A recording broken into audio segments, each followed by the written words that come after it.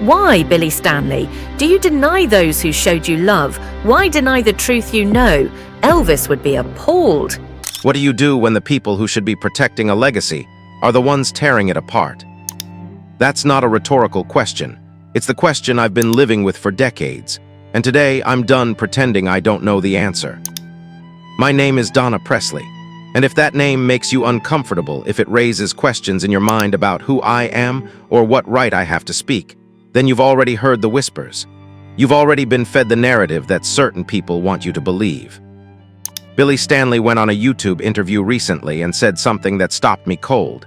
He said that only those who were family and close to Elvis have the right to defend him. Only certain people, only the chosen few. And then in the same breath, he questioned whether I was even there, whether I was part of that inner circle, whether my memories, my childhood, my blood, whether any of it even counts. Let me be clear about something right now. I didn't want to make this video. I've spent years, decades actually, choosing silence over spectacle.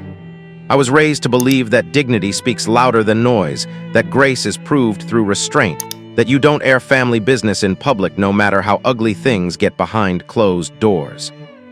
But there comes a moment when silence stops being grace. It starts being complicity. And when I heard Billy make those statements, when I heard him draw lines around who has the right to defend Elvis Presley, I realized something that broke my heart. The people destroying Elvis's legacy are the same ones claiming to protect it. Think about what Billy's statement actually means. He's saying you need permission to defend Elvis. You need credentials. You need to be part of the approved list of people who get to control the narrative. But here's what he's not saying. He's not telling you that his own family, the Stanley family, told some of the most vicious, destructive lies about Elvis that have ever been spoken. He's not mentioning that they went on national television and made accusations so vile, so unthinkable, that families across the world sat in shock watching it happen. He's not admitting that while they lived in Elvis's home, ate at Elvis's table, enjoyed every comfort and opportunity that Elvis provided, they were preparing to profit off his name by dragging him through the mud. And now they want to decide who else gets to speak. I've watched this happen for years. I've seen people who barely knew Elvis write books about him. I've seen people who spent a summer on the Hill claim they understood everything about his soul. I've watched the merchandising, the exploitation, the endless parade of voices claiming authority they never earned. But the cruelest part isn't strangers getting it wrong. The cruelest part is watching the people who were given everything by Elvis, the people who should have loved him most, turn around and sell him out piece by piece. And when someone like me, someone who was actually there, someone who carries his blood and his name and his memory in my bones, when I stand up and say enough, suddenly I'm the problem. Suddenly my presence is questioned, my memories are disputed, my right to speak is challenged. Billy says he doesn't remember me at Graceland. That's interesting, Billy, because I remember you. I remember babysitting you and your brothers when you were small and full of energy and running circles around me every chance you got. I remember the summers I spent there, the family gatherings, the quiet moments, and the chaotic ones. And you remember too, because years ago you reminded me of it yourself. You laughed about how hard you and your brothers were to handle. You joked about the trouble you caused. But now, when it's convenient for your narrative, suddenly those memories don't exist. That's not forgetfulness, Billy. That's erasure. And if you can erase me, a living, breathing person standing right here telling you the truth, what have you done to a man who can't defend himself anymore? Here's what this is really about. It's not about who was close to Elvis. It's not about who lived on the hill or who spent the most time in his presence. It's about who gets to control his story now that he's gone. It's about who profits from that story and who gets silenced when they threaten the profitable version. Because let me tell you something that Billy conveniently left out of his interview. Later in that same conversation, he admitted that my family, we weren't the ones asking Elvis for things. We weren't the ones with our hands out. We weren't the ones treating him like a bank account with a heartbeat. So he does remember us. He just remembers us as inconvenient. We loved Elvis without taking from him. We stood by him without expecting payment. And now, when lies are being told and his name is being dragged through the dirt, we're supposed to stay quiet because we didn't live in the mansion. That's not how truth works. That's not how love works. And that's definitely not how family works. Elvis Presley belongs to everyone who honors him with truth and respect.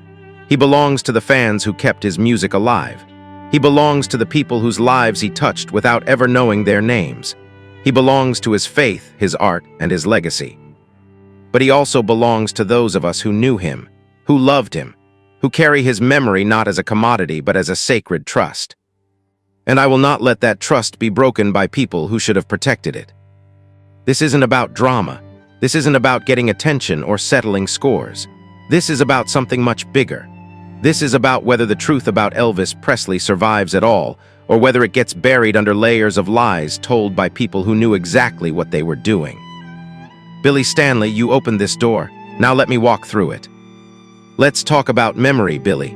Let's talk about what you claim to remember and what you've suddenly forgotten. You sat in that interview and said you didn't remember me being around Graceland. You said it so casually, like it was just an honest gap in your recollection. Like 30 years of someone's presence could just slip your mind. But here's the problem with that statement.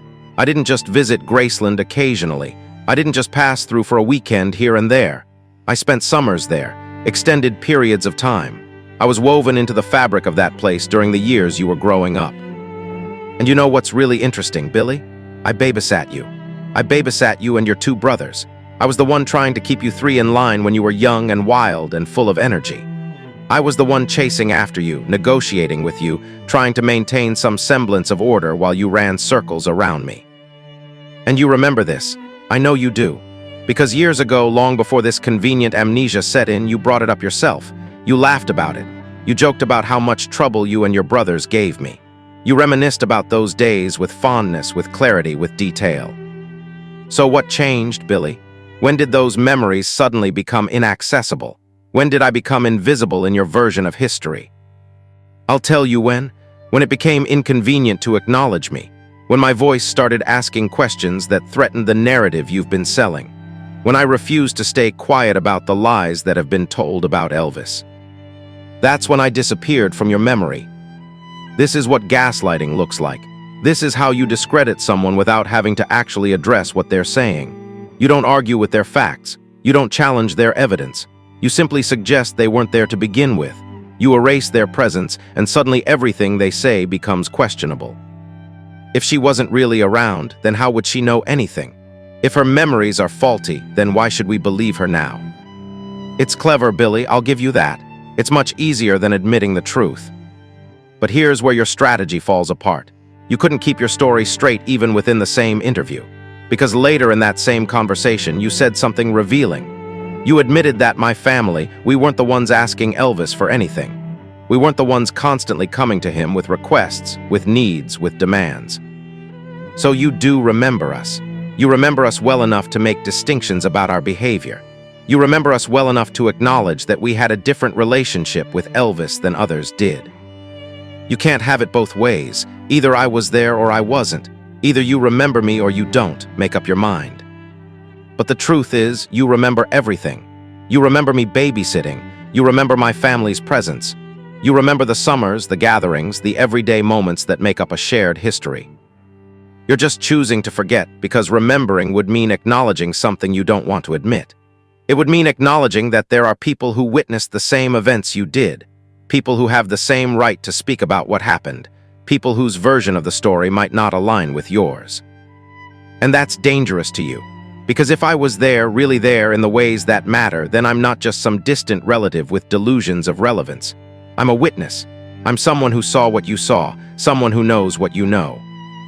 Someone who can challenge your monopoly on the truth. This is what happens when people try to control a narrative instead of simply telling the truth. They have to keep track of their own contradictions. They have to remember which lies they told and to whom. They have to manage the story instead of just living in reality. And eventually they slip up. The cracks show. The inconsistencies pile up. You slipped up, Billy. You revealed that your selective memory isn't about honest forgetfulness. It's about strategic erasure. But here's what you need to understand. You can't erase me. You can't rewrite my childhood to make it disappear. You can't unlive the summers I spent at Graceland. You can't undo the relationships I built, the moments I witnessed, the love I felt and gave. Those things exist whether you acknowledge them or not. The truth doesn't require your validation to be true. I remember those summers with perfect clarity. I remember the layout of the house, the rhythm of the days, the feel of the place. I remember Elvis's laugh, his kindness, his quiet moments of exhaustion when the world had taken too much from him. I remember your mother, Dee, your stepfather, Vernon, the complicated dynamics of a blended family trying to find its footing. I remember the joy and I remember the tension. I remember the love and I remember the exploitation. I remember all of it, Billy, every detail, every moment. And no amount of convenient forgetfulness on your part will change what I know to be true. You asked in your interview what gives someone the right to defend Elvis. You suggested that proximity, that family connection, that's what matters.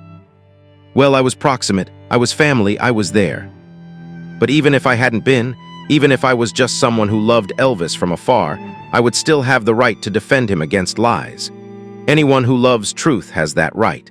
Anyone who refuses to let a good man's name be destroyed for profit has that right. You don't get to gatekeep Elvis's legacy, Billy. You don't get to decide whose memories count and whose don't.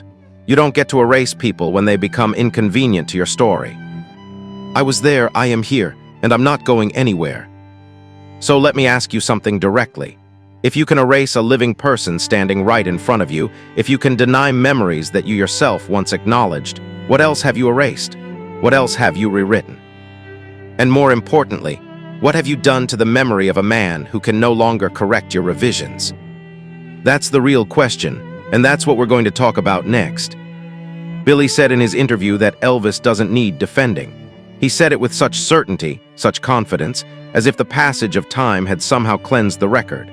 As if all the lies told about Elvis had just faded away into irrelevance. Let me tell you exactly what needs defending. Your mother, Billy, Dee Stanley.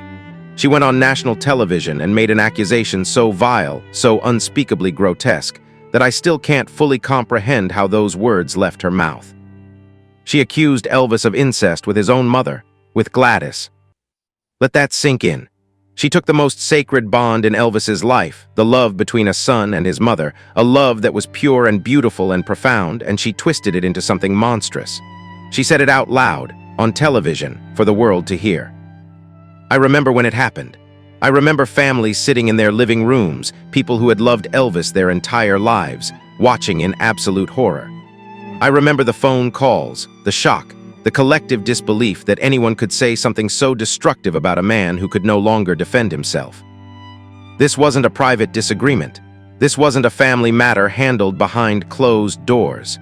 This was a calculated public statement made on a platform that reached millions of people. And it didn't just defame Elvis. It defamed Gladys. It took a mother's love for her son and turned it into something obscene. It robbed her of dignity. It stained her memory with filth that she never deserved. That's what needs defending, Billy. That lie.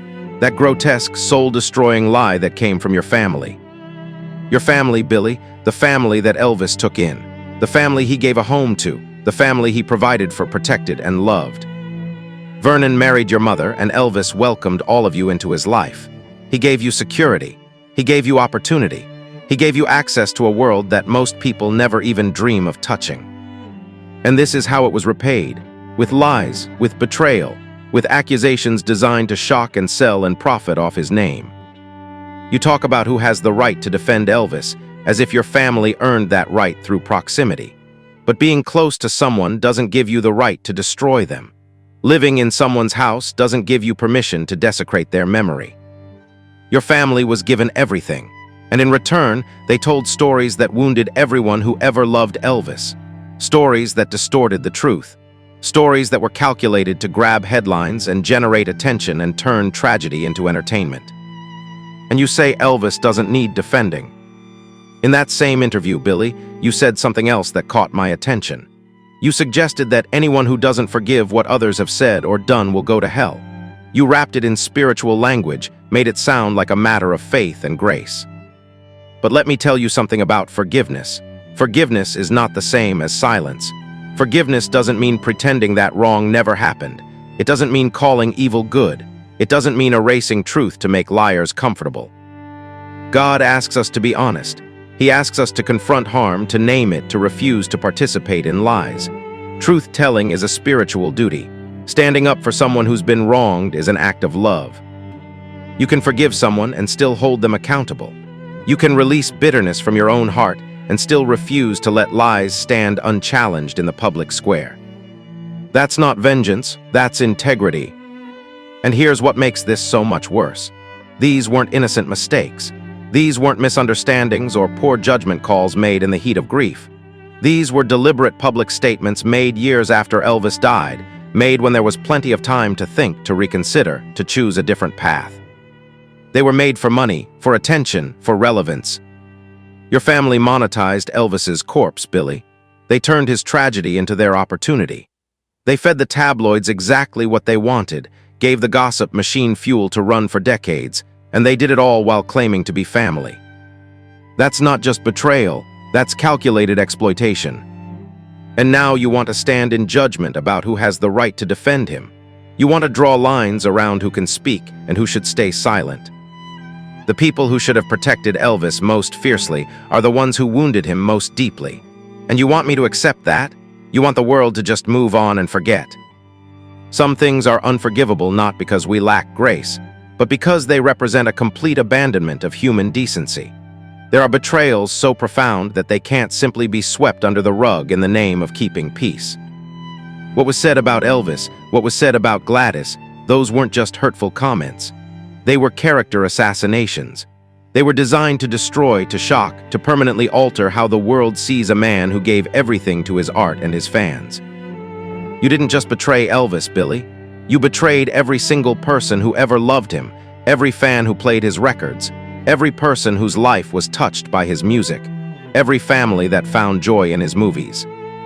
You betrayed all of us. And you did it for what? For a few moments of attention, for a chance to be part of the story. That's what needs defending. That's the truth that has to be told.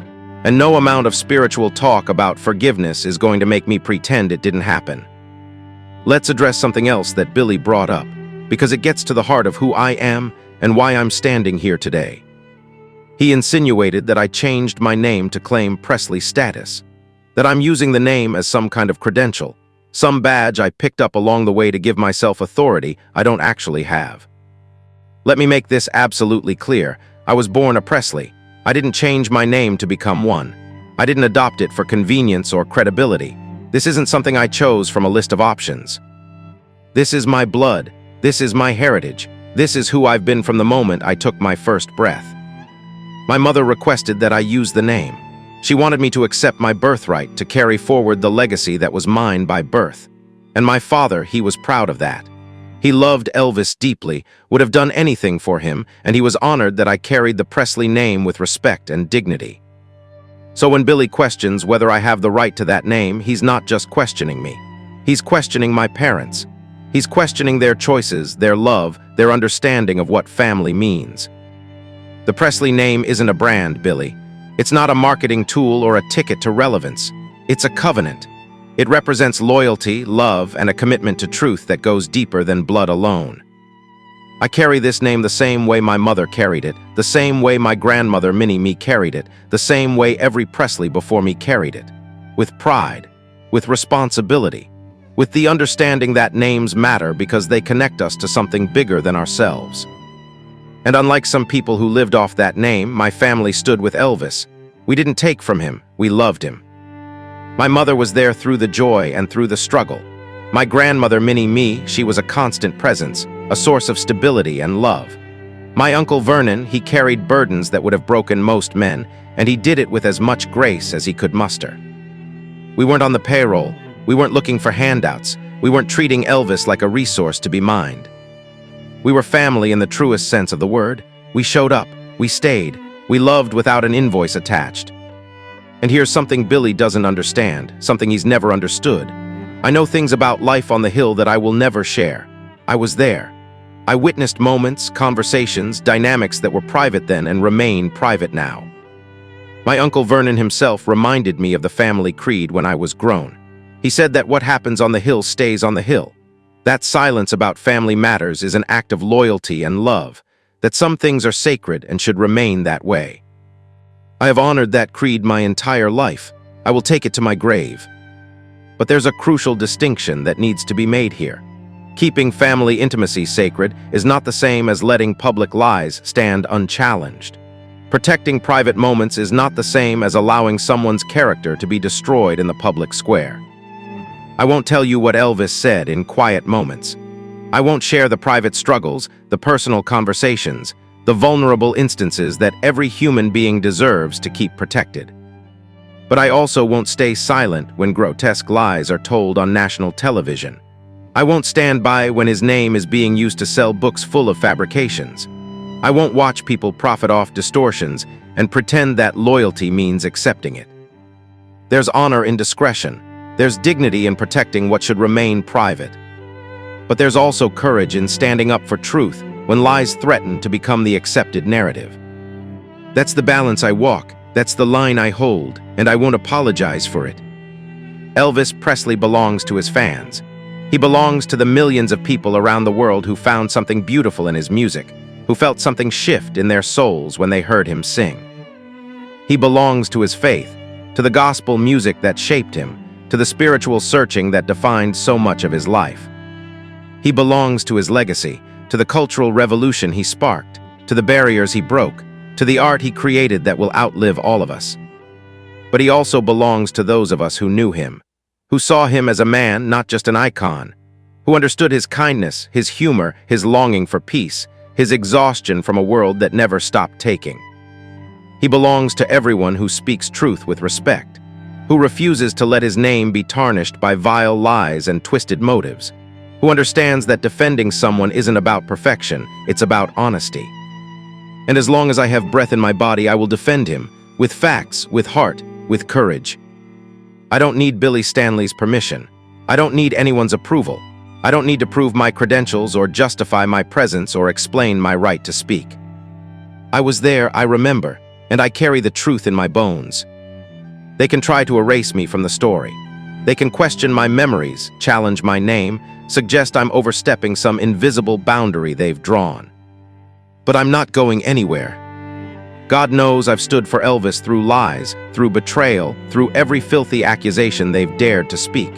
He knows the tears I've cried over what's been done to Elvis's memory. He knows the restraint I've shown, the silence I've kept, the grace I've extended even when it wasn't deserved. And he knows I'll die standing before I'll bow to another lie. This name I carry, it's not just mine. It belongs to everyone who came before me. It belongs to the legacy we're all responsible for protecting. It belongs to truth itself. And I will carry it with honor until my last day. Thank you for being here.